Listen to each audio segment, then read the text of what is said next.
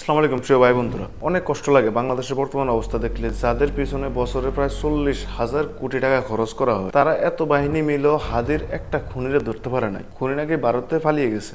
বাংলাদেশের বর্তমানে পুলিশ বাহিনীর সদস্য সংখ্যা আছে 1,88,000, আর সেনাবাহিনীতে আছে 1,70,000, র্যাবে আছে প্রায় 12,000-এর উপরে, বিজিবিতে আছে প্রায় 50,000-এর উপরে, আনসার আছে প্রায় 6 লক্ষের উপরে, আইন শৃঙ্খলা বাহিনীতে প্রায় 10 লক্ষের উপরে আছে বর্তমান সদস্য সংখ্যা। আর গোয়েন্দা সংস্থা ডিজিএফআই আছে 15,000। তাও দক্ষ দক্ষ অফিসারগুলোতে যারা রিটায়ার করে, সেনাবাহিনী, নৌবাহিনী, বিজিবি, পুলিশ, র্যাব, এই সমস্ত ফোর্সে যারা দক্ষ ছিল তাদেরকে রিটায়ারের পরে ডিজিএফআইতে নিয়ে আসা হয়। এর সংখ্যা হলো 15,000। আর এনএসআই আছে 12,000, সিআইডি আছে 10,000-এর উপরে, বিজিবির ইন্টেলিজেন্স উইং আছে প্রায় 5,000-এর উপরে। সব মিলিয়ে আপনার গোয়েন্দা সংস্থার লোকে হলো 50 থেকে 60,000। এটা হলো রেকর্ড পরিমাণ। এর রেকর্ডের বাইরে বেসরকারিভাবে আছে আরো প্রায় 1 লক্ষের উপরে। আর এদের পেছনে বাৎসরিক আমরা ব্যয় করি প্রায় 40,000 কোটি টাকা। এই ব্যয়টা কই থেকে আসে? জনগণের ট্যাক্সের টাকা। আর এই জনগণের নিরাপত্তার বিষয়ে তারা বিন্দু মাত্র কোনো সচেতনতা তাদের মধ্যে নেই। একটা খুনি কিভাবে ঢাকার মতো জায়গা থেকে প্রত্যন্ত অঞ্চলের বর্ডার ঘাট পর্যন্ত পৌঁছায় এবং কি পরবর্তীতে নাকি বর্ডার পারও হয়। আপনাদের কি মনে হয় জাতিরে কিভাবে বোকা বানানো হইতেছে? বাংলাদেশের একটা মশা মাছিও যদি এই জায়গা থেকে ওই জায়গায় লাড়াছড়া দেয়, তাও গোয়েন্দা সংস্থার হাতে খবরটা চলে যায়। আর 50-60 হাজার গোয়েন্দা সংস্থা থাকার পরে একটা খুনি, এত বড় একটা ঘটনার পর একটা খুনি পালায় গেছে, এটা আমাদের বিশ্বাস করতে হবে। এর পিছনে কাদের হাত? এই সমস্ত রাঘব বলরা কারা?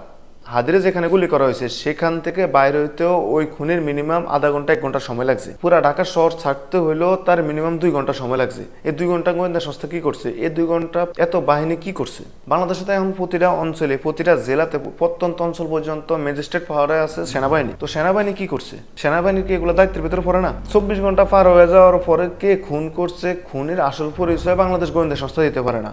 বাংলাদেশের এত উন্নত প্রযুক্তি তারা বাইর করতে পারে না। এই খবরটা দিছে কে আমাদের? খুনিরে বাইর করে এবং খুনির তথ্য ছড়ানোর দায়িত্ব কার?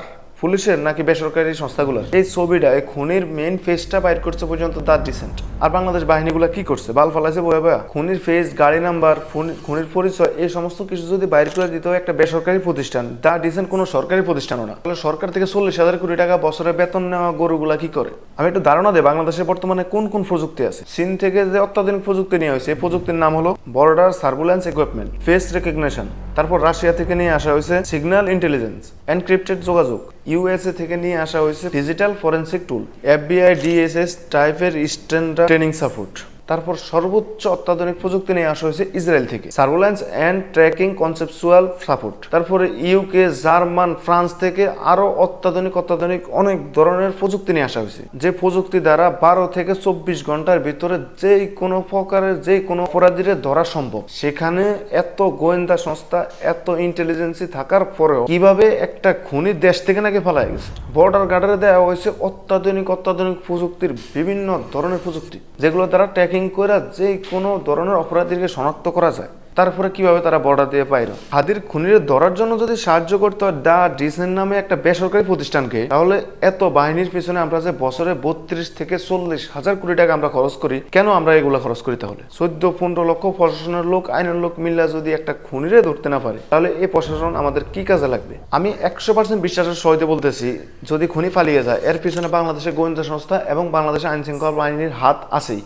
এত প্রযুক্তি, আমি সব প্রযুক্তির কথা বাদ দিলাম, শুধুমাত্র ইসরায়েল থেকে যে প্রযুক্তি নিয়ে আসা হয়েছে, এই প্রযুক্তি দ্বারাই এই সমস্ত খুনিরে ধরা 1-2 ব্যাপার। 12 ঘন্টার ভিতরে সমস্ত খুনিরে ধরা যায়। 60,000 গোয়েন্দা আছে সরকারিভাবে, আর বেসরকারিভাবে গোয়েন্দা আছে প্রায় লক্ষের উপরে। এত লক্ষ লক্ষ গোয়েন্দা থাকার পরেও হাদিরে গুলি করা হইব, এই নিউজটা কেন তার কানে যাইতে পারে না? কারা এই জিনিসটা হাইড করে গেছে? আজ যদি হঠাৎ আগন্তুকের মতো আয়সা গুলি করতো তাইলে মানা যেত বিষয়টা। সে ওসমান হাদির সাথে প্রচারণার কাজও করছে, তারপরও কেন গোয়েন্দা সংস্থার চোখে এগুলা পড়ে না? কিছুদিন আগে অস্ত্র মামলার কারণে জেলে ছিল এরকম একটা আসামি ওসমান হাদির সাথে তার প্রচারণার কাজে সাহায্য করতেছে, এই জিনিসটাকে গোয়েন্দা সংস্থা দেখে না? তাদের চোখে কলা? বাংলাদেশে কোনো ঘটনা ঘটার আগে মিনিমাম সর্বনিম্ন কিঞ্চিত পরিমাণ হইলেও গোয়েন্দা সংস্থার হাতে তথ্যরা যায়। তাদের কাজই হলো কার গোয়ায় কি আঙ্গুল দিছে, কোন জায়গায় কি হয়েছে, এগুলা বাইর করা। 1-1.5 লক্ষ গোয়েন্দা সংস্থা কার বাল্টা পালাইছে? তাহলে হাদির ঘটনার পিছনে বাংলাদেশের গোয়েন্দা সংস্থার হাত আছে এবং কি পুলিশ প্রশাসনের হাত 100% আছে। তা না হলে এরকম একটা কিলিং মিশন হয়েছে, তারা আজকে 6-7 দিন হইতেছে, তারপরে কোনো তথ্য নিজ থেকে তারা বাইর করে না। যে তথ্যগুলো বাইর করছে কিংবা যে তথ্যগুলো আমাদের সামনে আইতেছে, এর ভিতরে 90% তথ্যই দিয়েছে দা ডিসেন্ট থেকে। তাহলে এই সমস্ত ভারতমুখী বাইনচোদদের আমরা লক্ষ লক্ষ কোটি টাকা বেতন দিয়ে রাখার দরকার কি? যারা আমাদের নিরাপত্তা দিবে, যারা আমাদের গার্ড, তারাই যদি বাইরের শত্রুর সাথে মিলমিশে থাকে তাহলে আমরা কিভাবে নিরাপদ? কোন কোন কুলাঙ্গার দেশে থাইকা দেশের বিরুদ্ধে কাজ করতেছে সবার সামনে তারা উলঙ্গ করে দেওয়া হোক। এদেরকে উলঙ্গ না করা পর্যন্ত দেশ নিরাপদ না। পুলিশ চাইলে এখনো 12 ঘন্টার ভিতরে পুরাপুরি তথ্য দিতে পারে জনসম্মুখে, কিন্তু পুলিশ তা করবে না। কিন্তু তারা এটা করে না কেন? কেন তারা আমাদের ট্যাক্সের টাকা চইলা বেতন নেওয়া লোক ভারতের জন্য কাজ করে? প্রশ্ন থেকে গেল আপনাদের কাছে। আজকে ভিডিওটা এই পর্যন্ত, দেখাবো আপনাদের সাথে অন্য কোনো ভিডিওতে অন্য কোনো বিষয় নিয়ে। সে পর্যন্ত ভালো থাকবেন। আল্লাহ হাফেজ।